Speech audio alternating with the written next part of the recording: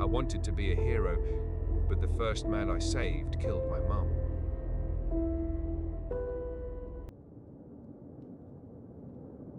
You have to understand, the last sound he made wasn't a scream.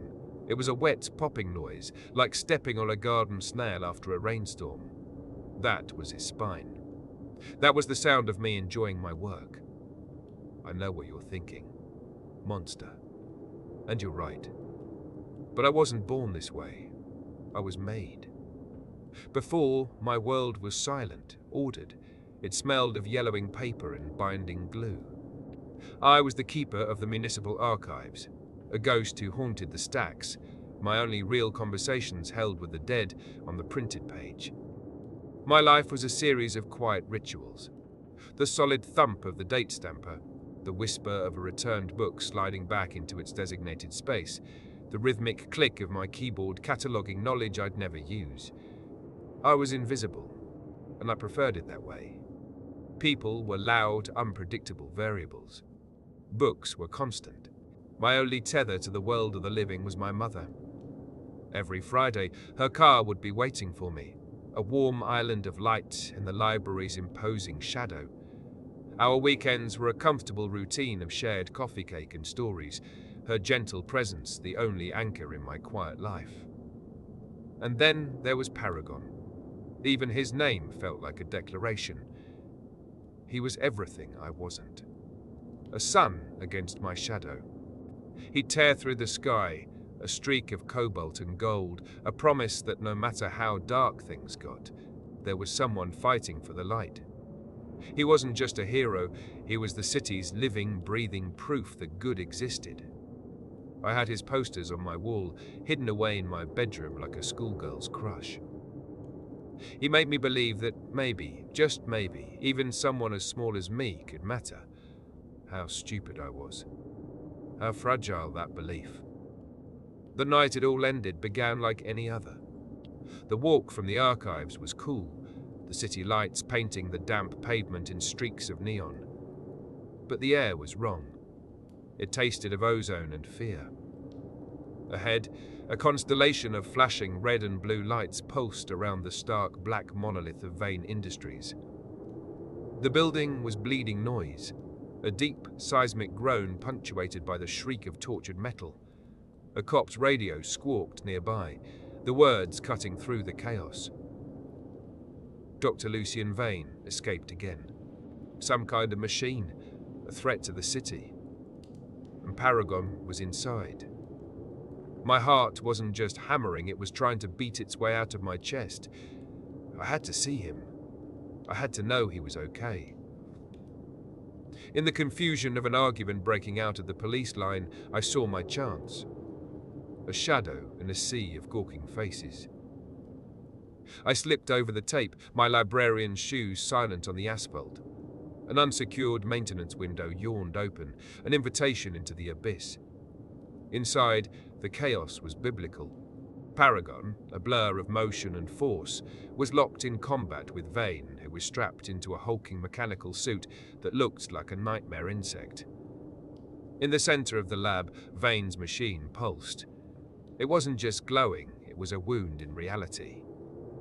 A vortex of swirling, unstable portals flickered in its core, each one a glimpse into some other terrible place. Worlds of impossible geometry, skies of burning purple, things with too many joints writhing just beyond the veil. The machine was pulling, a silent, hungry gravity that tugged at my clothes, at the air in my lungs. I ducked behind a towering shelf of chemical supplies, my knuckles white as I gripped the metal frame. The fight was a brutal ballet. Vane was monologuing, the usual nonsense about evolution and the future of humanity, his voice distorted and metallic through the suit's speakers. Then the machine's pull intensified. The shelf I was clinging to groaned, its bolts shearing, and began to slide toward the vortex. A scream tore from my throat, thin and useless. Paragon heard me. He broke away from Vane, a flash of gold, and slammed his body against the shelf, shoving it and me behind the relative safety of a thick concrete support pillar. He saved me, but it cost him. In that single moment of distraction, Vane seized his advantage. A pincer-like claw shot out, closing around Paragon's throat. He lifted the hero off the ground, the sounds of his choking echoing in the cavernous room. My mind went blank. All I knew was that my hero was dying. He saved me. I had to save him. I braced my feet against the pillar and pushed with everything I had. The heavy shelf, already loosened, tilted and then flew, tumbling end over end through the distorted air.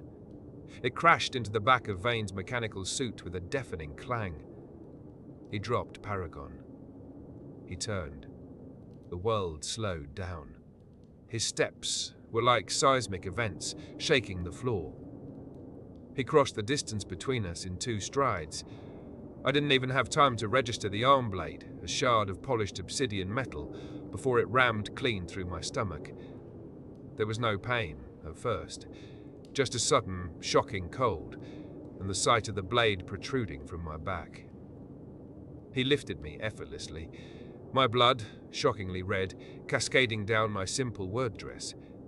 Then Paragon was there again, tackling Vane from behind.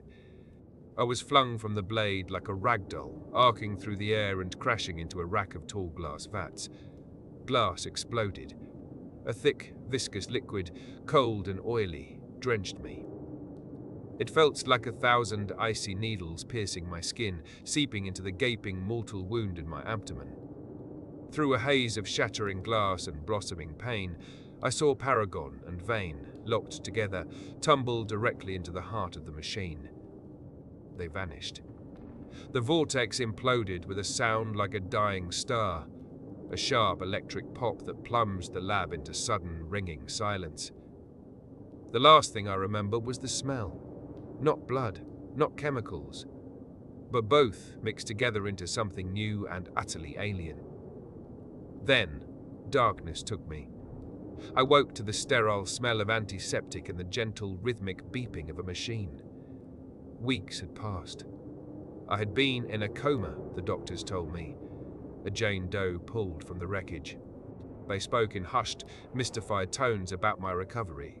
The wound, a wound they all agreed should have been fatal, was gone. Not scarred over. Gone. As if it had never been there. They ran every test imaginable, found nothing, and with a collective shrug, discharged me. I tried to go back. I tried to slip back into my quiet, invisible life. But the world had changed. Paragon was gone, and the city felt it. A creeping darkness began to reclaim the streets. The petty evils, the casual cruelties he had kept at bay, now flourished in his absence. The city was holding its breath, waiting for a savior who would never return. That's when I began to notice the changes in myself. It started small. A freckle that moved overnight. A patch of skin on my arm that felt subtly different, tougher, like leather. I watched, fascinated and terrified, as a small cut on my finger sealed itself shut right before my eyes. The more I focused, the more I realized I wasn't just watching. I was doing it. I could feel my own biology, every cell, every strand of DNA, as if it were a symphony I could suddenly conduct.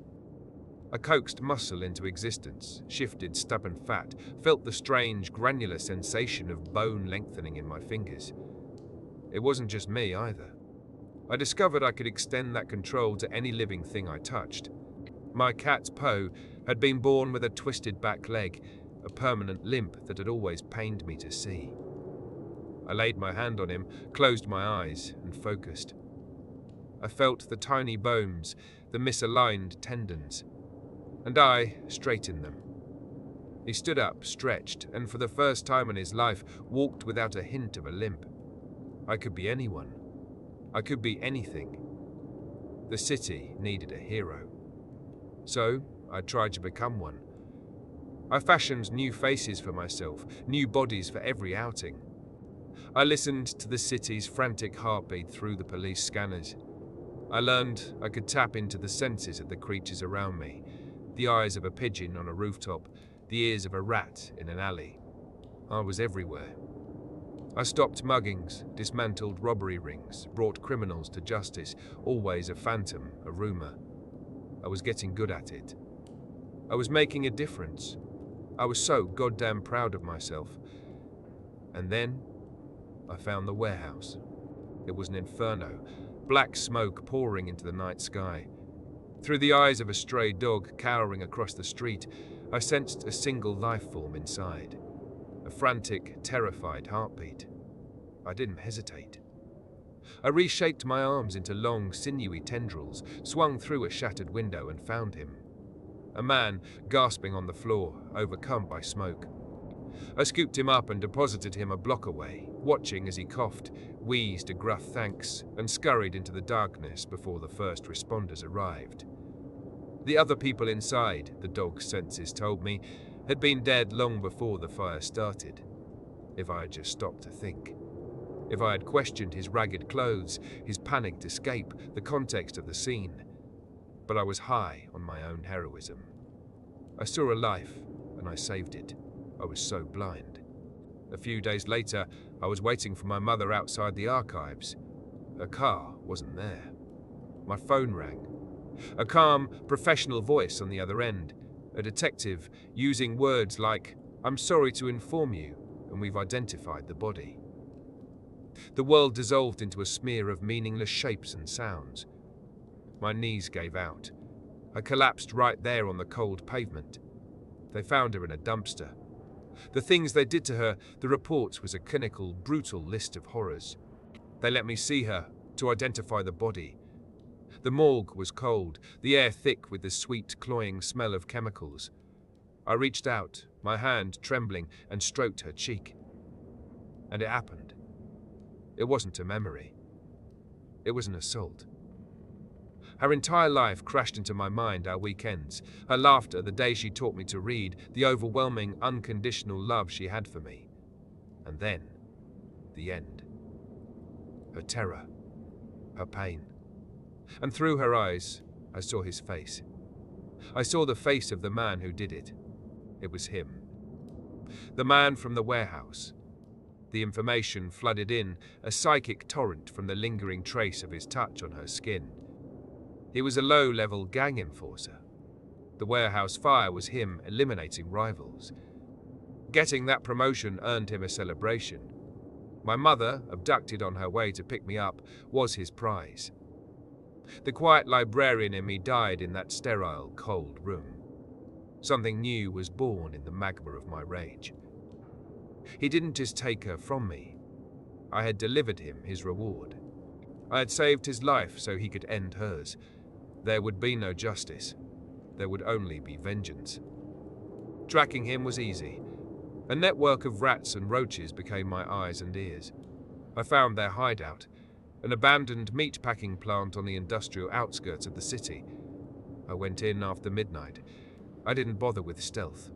I let them see me coming. I let them hear the splintering of the door. The sound of automatic gunfire was deafening in the cavernous space, but the bullets felt like pebbles thrown against a cliff. They flattened against my shifting flesh and dropped to the floor. I made short work of his crew. One man I simply unraveled, his tissues separating into a pile of wet, organic sludge. Another screamed as I caused every bone in his body to simultaneously turn to powder. I wasn't just killing them, I was making art from their anatomy. But I wasn't there for them. I found him cowering in a steel-walled, cold locker in the basement, him and his last two guards. They had barricaded the door, but a door is no obstacle when you can pour yourself through the keyhole. I took my time with the guards. I wanted him to watch. I wanted to see the swaggering bravado of a killer curdle into pure animal terror. He pissed himself. I could smell it. And then it was just the two of us. "You," he whimpered, his eyes wide with disbelief. "The fire, you saved me." I smiled, and I let him see my face shift back into the one he saw that night, the face of his savior. Then I let it melt away into something new, something with too many teeth. I didn't just hurt him, I deconstructed him. My fingers, now thin as needles, slipped beneath his skin. They danced along his nerves, plucking them like harp strings, composing a symphony of agony that made him shriek until his voice was gone.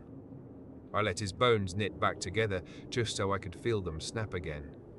I pulled his organs out, one by one, keeping him alive to watch, to feel every violation he had forced upon my mother. I violated his body, his identity, his very sanity. When all that was left was a head attached to a mangled torso, his eyes rolling back in a desperate, silent plea for the end, I finally granted his wish. I placed a hand on either side of his skull and squeezed. The pop was satisfyingly final. My mother was avenged. And then, it came. As the adrenaline faded, a new horror rushed in to take its place. It wasn't just one psychic echo this time. It was a flood. Dozens of them. The lives and memories of every single person I had just slaughtered crashing into my consciousness. I didn't just see their crimes, I felt them. I felt the smug satisfaction of a deal gone right, the brutal thrill of a life taken, the casual cruelty, the justifications, the greed, the lust. I felt the sick pleasure he felt as he hurt my mother, the dismissive thoughtlessness as he tossed her body away like trash. I saw and felt and became everything. I collapsed among the carnage, screaming, my skull feeling like it was about to split open. The memories leaped, a cacophony of violence and depravity, a library of atrocity, and I was the sole archivist. Paragon was wrong. So wrong. These people weren't misguided souls to be rehabilitated. They were cancers. And you don't reason with cancer. You cut it out. The distant wail of sirens cut through my torment. I couldn't stay. I grew wings from my back, leathery, bat-like things, and launched myself into the night sky. The massacre was the top story for weeks. The media didn't call the perpetrator a vigilante. They called me a monster, a feral animal. They're right.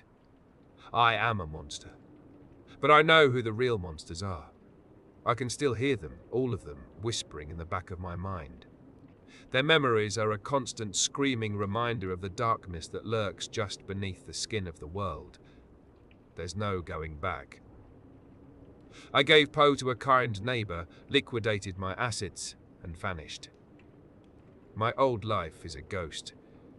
I can never be that quiet woman in the library again. Not with what I know. Not with what I am. So I will be what they need me to be.